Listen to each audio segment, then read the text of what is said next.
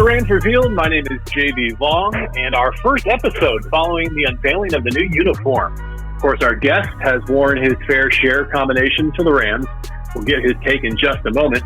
Johnny Hekker joined the Rams as an undrafted out of Oregon State in 2012 and has gone on to earn 6 All-Pro honors. As you know, was recently named to the NFL's All-Decade team as well. A great honor. Today, he makes his first appearance on this podcast. We say hello to fan favorite Johnny Hekker. Johnny, thank you for joining us. How are things on the home front? Guys, what an honor. I did not realize I was the first one post-jersey reveal. I'm honored to be here, and it's good to be talking to somebody in the Rams organization. I miss you, everyone. I miss all our fans. I wish we were at the facility cranking out workouts together, but as it is, we're all home safe and doing what's best for everybody around us. So I'm blessed. Well said, and we feel the same way. The due date for your second child, does it feel like it's fast approaching or we'll never get here? It is fast approaching, yeah. I mean, it's chasing around a 2-year-old at home as well is kind of helping this quarantine breeze by because, as you know, with small children, no day is the exact same. So, we got our hands full with Jet, and then we're just awaiting the arrival of our little girl the end of August. So things are good, and we're waiting to get back down to California, meet with our doctors down there, and then it'll be hopefully smooth sailing till she comes. Well, we're glad that your wife and baby-to-be are doing well, and we hope it stays that way. Look forward to meeting her. Okay, back to the uniforms, because like you said, you are our first official Rams guest since the new look was unveiled. How do you feel? Wow. First off, I'm honored, like I said before, but, it's really fun to get on here now, having seen the full look, seeing kind of the players rolling out their Photoshop, new edition jerseys on, and man, do they look clean. I think, as soon as we see them on bodies moving on the field, you're going to get a real full look on. You can see all the mock-ups and mannequins that you want, but seeing them on players on the field moving around is going to be awesome. Those helmets are a work of art. Michelangelo would shed a tear. So here's what I have a hard time with, Johnny, is I feel very positively about them as well. But I think a lot of people hear that and say, oh, you're just towing the company line. How do you convince your fans, your audience, that your feelings there are genuine? I mean, of course I'm going to be biased. They're my employers. But, I mean, I genuinely feel that way about the jerseys. I think the bone is going to be an awesome look. I'm hoping that we can wear that at home for the home fans maybe a couple times, but it's going to be great whatever we're wearing. I think that helmet is really sweet. Kind of the stylized horn and the chrome looking blue on the helmet is just that's going to give a lot of our skill guys a little extra juice come game days. And to the line that I'm just being a homer, whatever, who cares? I can feel how I feel. You can feel how you feel. Once we start winning some games in those jerseys, everyone's going to love them. It seems like bone is the most popular among the players. Is it your favorite? I think bone is my favorite. Yeah, I think I've seen bone in the blue pants that I think is kind of sharp, or just the bone on bone with the blue socks. I think that might be my front runner as of right now. I do think the all blue is going to look sweet in the new stadium, though. I'm excited. All right, so here's the thing. You referenced the opportunity to wear bone at home because the Rams, I think, wisely didn't make true home and away designation. But here's my question. Would you wear them for the opener against the Dallas Cowboys? Because as you know, they'll rock their navy if you want. Would you go bone for week 1, or do you think you have to be more traditional than that for the SoFi opener? I have no idea. I'm not sure. I think whoever's making those decisions has got a big one to make. But, you can't miss. I think it's going to be you're either going to go all blue or all bone, I think, for whatever the opener is going to be home versus Dallas. I know they do like to wear their whites as much as possible. But, I don't know. I say whatever you put us in, we're going to be ready to rock. All right, you're social media savvy, so I'm going to ask you to help me try some hashtags on for size that are uniform specific, okay? Okay. Bad to the bone. I don't know that we're going to do any better than that, but if you have one, feel free to offer it. Bad to the bone. I like that a lot. Okay. Yeah, I like that one. I mean, I've heard some people start asking if SoFi is going to be called the Boneyard. The Boneyard, okay. Yeah, if we wear bone in there and do well. I'm not sure. All right, how about this one for the monochrome blue? Hashtag loyal to the royal. Hashtag, what was that? Sorry. That's all right. So for the monochrome blue, loyal to the royal. Like game day, we know the Rams are wearing their royal uniforms. Hashtag loyal to the royal for the followers. Hashtag loyal to the royal. I like it. Does it play? Okay. I think it plays. I think it's better than hashtag I'm blue, dabba dee dabba die. So. But the soul one is the one I'm really struggling with from like a dad joke pun perspective. I don't know if you go with. I'm opting for soul for real to go off of like 90s R&B. Soul for real. Okay. When you're wearing the soul uniform combination, but I think those might need some work. Maybe our audience can help. Yeah, it's tough, man. I mean, you get all the dad jokes and puns running through your mind, but I don't know. Take that soul. I don't know. It's tough. I'm not a hashtag. I'm not going to pretend to be a hashtag artist out here. I'm just usually just regurgitate good looks that I hear. More importantly, did we ever get an answer to this tweet? Dearest Rams and official NFL shop, why can't people get my jersey? I've had too many people adding me this question, and I wish I had a good answer. That was from you on the uniform reveal. The answer right now is that there is no answer. I've had some people that help me out contact fanatics, and they're kind of giving them the runaround. So we'll see. I might have to go guerrilla, make my own Hekker merch, let it fly, man. Give the people what they want through a different avenue. You know what I loved about it is that was an all-pro humble brag. I know you didn't mean it that way, but it was like, I have so many people banging on my Twitter door wondering where I can get this new Johnny Hekker jersey.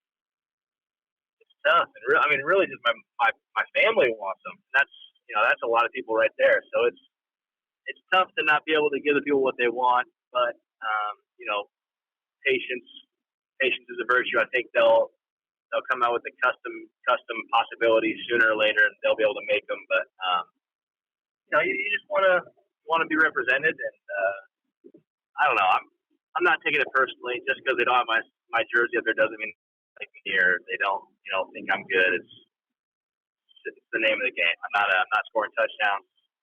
Specialists don't sell very many jerseys. I get that, but. I wouldn't sell yourself short. Like you said, between the Hekker clan and the fan base, I think it might move the needle. But final thought on uniforms from me, and it's not even a question really, Johnny. It's just a thought that I had. Because the specialists always come out first.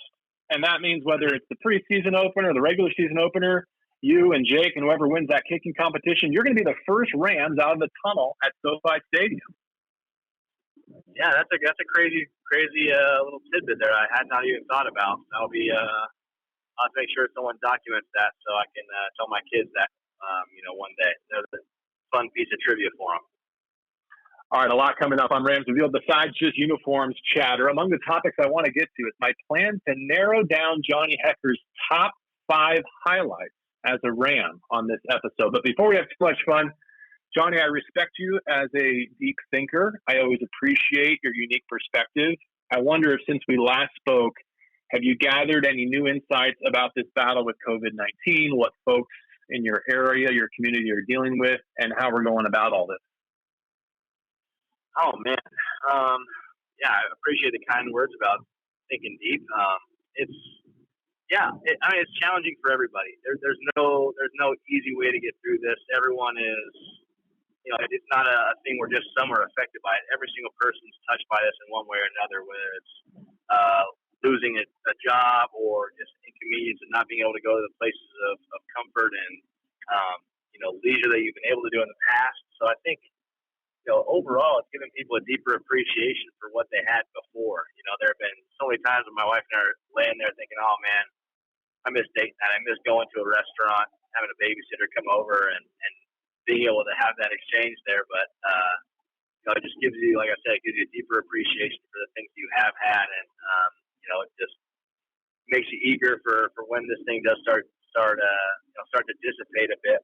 And you also just feel for the people that are really fighting this thing head on in the front lines. Our medical care providers, the people that are our first responders that are getting exposed to dangerous situations. You really think about them and gives you a deeper appreciation for them as well. So I don't know. Everyone's getting antsy for life to resume, but you step back and look at how long this has really been in the grand scheme of things. We're okay. We can learn a little patience as a human race, I think, and you'd rather be safe than sorry, I think, when it comes to pandemics. I haven't experienced any before, but that's just what I would anticipate myself. So I'm erring on the side of caution, and I know it's tough for some people to be patient and to wait, and things are getting tough for people, but it'll all turn around, and we'll come out of this stronger than ever. Well done. Thank you for that. I also wanted to give you a chance, Johnny, to talk about the work you and your spouse are doing with fairstart.org and WashingtonKidsInTransition.org, if you'd like. Yeah. So Fair Start is a company up here that operates out of. They've actually prepared meals out of the Seahawks Stadium out here. I believe Central Link Field now. It's changed names a few times since I've been up here, but they operate out of there and prepare meals for those in our community that are in need. Homeless, people in transition, housing, and just people that are food insecure as far as children getting kids meals to their school district as well. And then Washington Kids in Transition is kind of a local area up by where we are in northern Seattle. That they help kids in our couple school districts around here that are dealing with homelessness, dealing with household insecurity, and just works on giving them rent vouchers, hotel coupons, and getting them means to go get laundry and things done, as well as giving them food and providing them some stability as far as meals go. So really just trying to do what we can to help those that are really in the most need. Because I'm gonna just be frank, I'm not super inconvenienced with all this kind of the off season. I'm used to being home. I can go to the grocery store when I need food, but there's many people to where that's not the reality for them. So you got to think about those people and kind of use our means and our a platform to lift those people up and kind of take them under your wing when you can, and just know that there's better days ahead for those people, and hopefully I'm able to brighten people's days while they're going through this really difficult time. I applaud you for those efforts, and I was also reminded to say thanks too for that Water Boys campaign from a few years back that was tied to your play on the field. I really enjoyed participating in that. I thought that was creative and a cause I believe in, so kudos there as well. Yeah, thank you very much. All right, top 5 Johnny Hekker highlights. Are you ready? I've got some nominees. Let's hear them. And if these are not the highlights you prefer to use, by all means speak up, okay? We can substitute in. You know your career better than I do. You may also want to reorder these, but I'm going to start with a couple of honorable mentions, okay? You've had a great career because these did not even make the cut. 2018 at the Coliseum against the Cardinals, Greg gets injured pregame. You have to handle all the kicking duties. You drill a 20-yard field goal and a PAT to beat Arizona. Are we okay leaving that out of the top 5? I'm gonna need to hear the top 5 because that was a big moment for me. That was really fun. That's the first field goal I've kicked since high school. So well, hold on to that one. Here's another honorable mention. Yes. Okay. Let me take you back to December 27th, 2015. Week 16 in Seattle, the Christmas spirit has completely worn off. The Rams are on the field to punt in the second quarter, and as Tyler Lockett makes a fair catch, you level Cliff Averill and are flagged for unnecessary roughness. That's not making the top 5. That moment that I will live on in infamy through, but it is. I wouldn't say it's a top play. That was actually kind of a bonehead play, something I shouldn't have done. And all the memes and the gifs that are out there today kind of speak for themselves. So I'm going to leave that one out of there. That's a fine honorable mention, but I'm glad it's not in the top 5. Having seen you actually apologize for that and do the right thing following, I figured you wouldn't want it included in your top 5. But I know our audience would want to at least hear mention of it. Okay, so here's what I came up with, and you tell me if you would rather have your field goal against the Cardinals or any other moments ahead of these. Number 5, February 2019, longest punt in Super Bowl history, 65 yards in Super Bowl 53. Oh, JB, I have a tough time with this one just because the stat book, it looks good, but it really was a very bad punt. It just rolled forever. It was one of those ones where, like, you feel like you hit it solid, and then you look up, and you're like, oh, man, that's really not good. And it ended up hitting kind of right now, like maybe like the 45, and then rolled for another probably 20 yards. So it really, man, I'm happy with that one because it put me in the record books, but it's definitely a lot of function over form, I would say. Okay, that's not true of this one, though, that I have at number 4. 2016, a career-long 78-yard missile against the Jets in the Meadowlands. You got all of that one, right? I absolutely unloaded on that bad boy, and that was fun. That was one of those ones where you hit, and you're just like, that may not come down. I was hoping that it would go over the returner's head and maybe get some extra yardage, but I'm happy with what happened and how it all turned out. Number 3.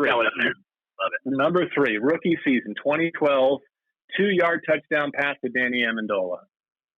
Absolutely love that one. That one had to make the top 5 in my estimation. That was my only touchdown pass to date.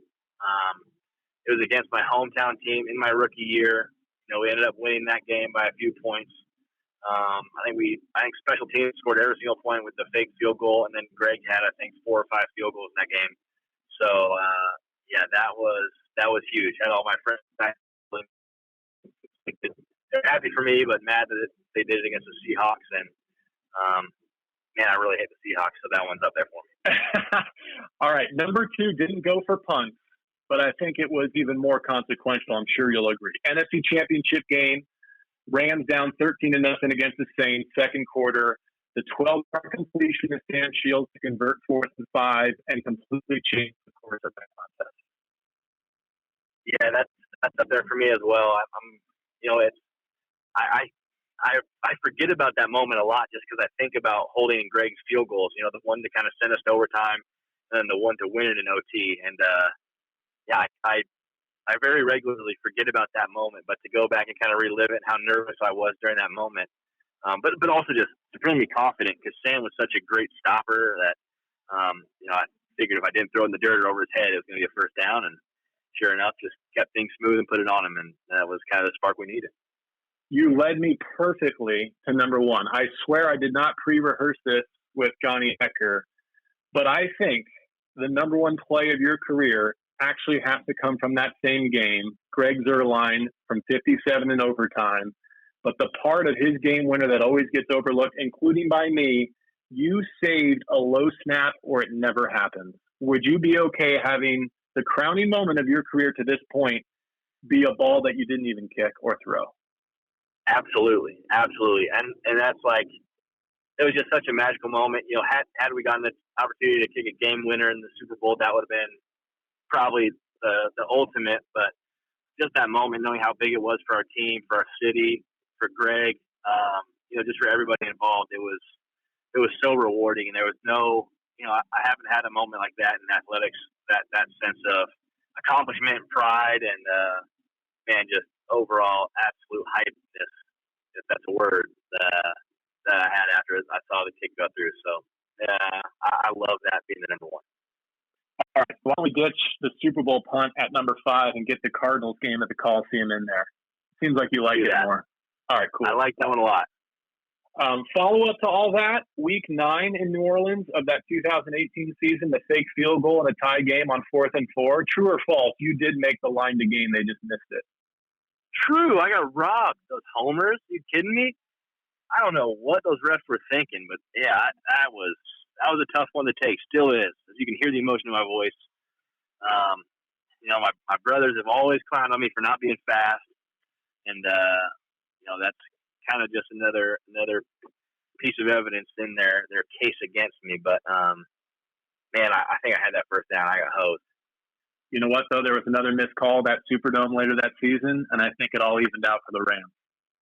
I don't know what you're talking about. All right, as the incumbent holder, what are your thoughts on the kicking competition to replace Greg the Leg? I think, I think it's a wide open competition. The thing that's exciting is we have 3 very talented kickers vying for the spot, so the competition is going to be at an all-time high level, and they're going to be, working hard to unseat one another. But the difficult thing right now is that we can't really see them. There's no, they're not sending us tape of them kicking at fields or anything. So it's all going to be kind of once we get back together, get to kind of know them on a little bit of a deeper level. But, through these, through the Zoom meetings and everything that we've had so far with Coach Bono and Jake and the guys, it has been really encouraging. They're stand-up dudes, personality-wise. Just hearing them talk about their craft and what they're working on, they're serious about their business. So it's going to be fun, and I think the Rams are going to benefit a ton from it. What are the chances you could spell Hiram Hairulahu without checking a roster? Ooh, first off, it's not Hiram, it's Liram. Lirim. Liram Hairulahu. Did I get that right? Hairulahu. Yeah. Okay. I know there's a J in there somewhere for the Hairulahu. I clearly can't do it. It just came to mind. I wonder if you saw from like his Zoom name tag or anything, if you had it down pat. You know what else I thought of is Aaron Donald, speaking of the kicking competition, told me recently he thinks he could hit from at least 30 yards. Agree or disagree? Agree. Really? There's nothing that guy can't do. I mean, it's going to take him a while, but I mean, you put down a ball, you could hit from anywhere, JB. You could hit from 30. Well, let's say a non-specialist had to hit a game-winning PAT. All right? So we'll just shorten it up. So you're out of the equation. Any other place kickers are out of the equation. What Ram would you want taking that kick? Cooper Kupp, 100 out of 100. He's got that in his game? Absolutely. I mean, Cooper's just an all-around athlete. Anytime you can get the ball in his hands, he's going to do something special for you. He drop kicks before practice, works on punts. I'm kind of starting to get worried about him trying to take my punting position now that I think about it. But no, I think he probably kicked in high school as well. He's just an athlete. He's a guy that you'll put the ball down and he'll just do his best and knock it through. Wrapping up here with Johnny Hekker, we appreciate his time in the Pacific Northwest. The Rams are scheduled to kick off the season at home in primetime Sunday Night Football against the Dallas Cowboys. What will that be like for you to see Greg and Bones on the opposing sideline? Man, it'll be awesome in one sense because I miss them already. They're guys that I have very deep friendships with, guys that I worked with for almost a decade, and owe a lot of my success to both of those guys in the way that they've kind of sacrificed and just helped me along the way. But man, it's also going to just fire me up. Getting to know that I'm competing against them, to know that Bones is going to be gunning to try and do what he can to block a punt or outsmart us in some way. It's just going to fuel that fire and deepen our attention to detail. So it'll be kind of a weird moment at first, but I'll be excited to see him and dap him up after the game. But before the game, it's going to be all business for sure. You know how you can send a punt off that big center hung video board at Jerry World? Have you done that? Yes. I have, yes. Approximately how many minutes will you spend on the field at SoFi Stadium before you try to put one off the Oculus? I got to give it the eye test first, but I mean, to hit one off there, you're going to be hitting a really bad punt in the game. So in pregame, probably would be the move, but we'll have to see. I'm not sure what the specs are on it, but I know the thing's huge and it goes all the way around the field. So the chances of me lining up and hitting one at it are pretty high. Yeah, I mean, I'm definitely talking about pregame because I think it's officially out of bounds. So you wouldn't want to be taking one in the game off of one of those. But I have seen plenty of punters take one off the big board at Jerry World. It made me think about SoFi Stadium. All right, we'll let you go after this. I'm going to go on a bit of a preamble here, Johnny, so bear with me. I promise There's a question attached at the end that I hope someone in our audience can draw a bit of truth from. So a lot of our Rams fans know you were a high school quarterback, had dreams of playing in college. And so often I think we hear the story of the individual who was told some form of no and just wouldn't give up, right? Stubbornly kind of sticking with their dream, their goal.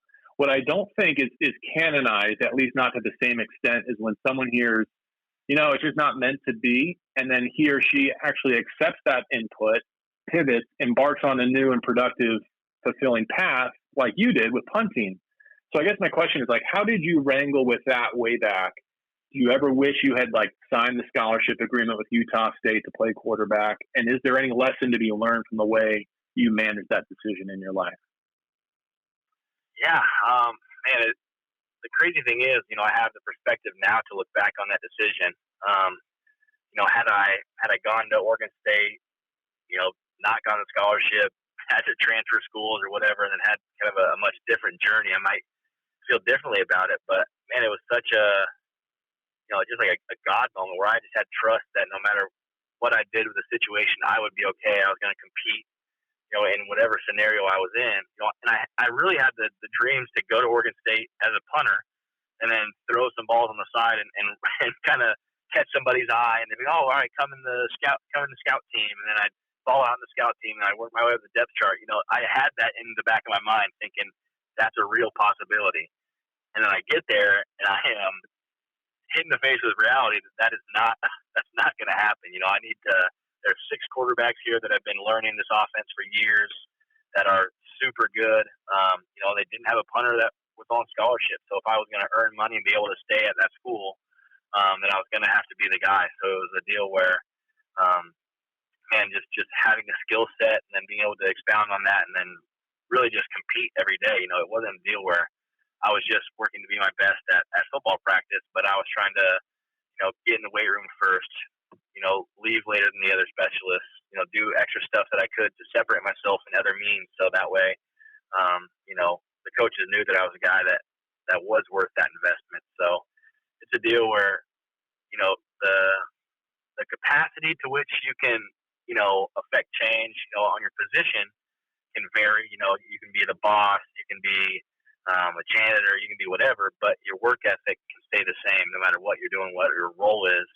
You can be confident in yourself, be a servant leader, serve those around you with a kind of a giving heart, and that helps people come to you as a leader and just see you as a person that, they like and want to be around. So just kept that attitude the same and really did whatever I could to just put my eggs in that basket and run with it. And haven't stopped yet. So I'm going to just keep riding this thing until the leg falls off. We're so glad it worked out the way it did, and I speak for myself in particular. I've always learned a lot from being around you and seeing the way you conduct yourself. I hope we get to do it for many years to come. Thanks, Johnny, for your time tonight. Thanks, JB. Appreciate it, man. And tell our boy Liram I'm going to spend this summer working on his name. Look forward to seeing him in training camp in the preseason. Before you go, our audience, I want to thank you for all the reviews that have come in this offseason. And I put together a couple more Rams care packages, actually. So if you have not rated and reviewed this podcast yet, please do. Send me a screenshot. Doesn't have to be 5 stars. Give us your honest feedback. Coach us up. And let's go with the first 2 reviews I see this week. I'll contact you, get some Rams gear to you ASAP. For now, thanks to Johnny Hekker, Matt Israel, Jory Hurst, Tiffany White. I'm JB Long. This is Rams Review.